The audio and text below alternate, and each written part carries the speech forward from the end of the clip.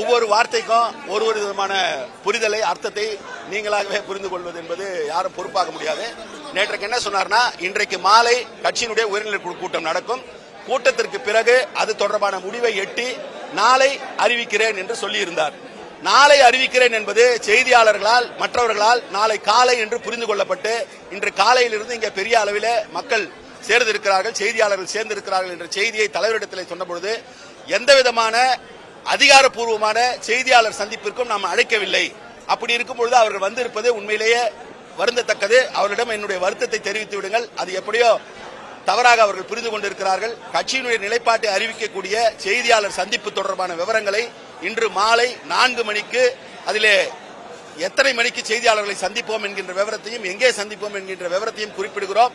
அந்த செய்தியாளர் சந்திப்பில் கட்சியினுடைய முடிவை தலைவர் எழுச்சி தமிழர் அறிவிப்பார் என்பதுதான் என்னிடத்தில் இருக்கக்கூடிய செய்தி.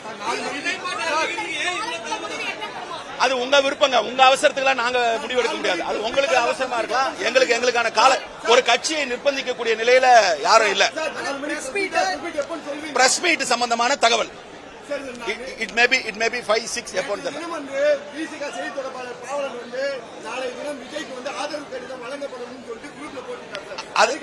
அது அவரை தான் கேட்கணும். திமுக தலைவர்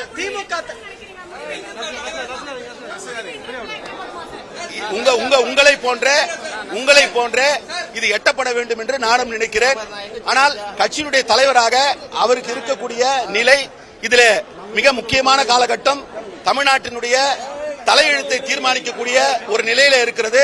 ஆகவே அந்த பொறுப்புணர்வோடு இதெல்லாம் அவசரமாக எடுத்தேன் கவிழ்த்தேன் ஒரு முடிவு எடுக்கக்கூடிய தலைவரும் கிடையாது. அவரு அப்படி எடுக்கவும் மாட்டாரு. அதற்கான காலத்தை அவர் எடுத்துக் கொள்கிறார் என்பதாகத்தான் பார்க்கிறேன். எட்ட வேண்டும் என்று நான் எதிர்பார்க்கிறேன். அது எப்பொழுது எட்டினாலும் அவர் உரிய நேரத்தில் அறிவிப்பார். இதெல்லாம் உங்களோட ஸ்பெகுலேஷன்.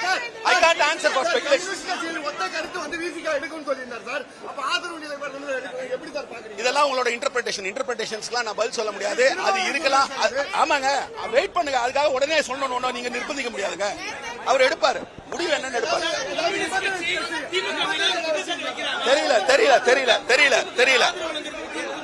தெரியல.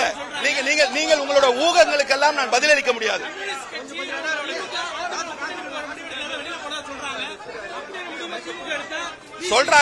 சொல்றவங்க யாருன்றதெல்லாம் உங்களுக்கு தெரியும், எனக்கு தெரியாது.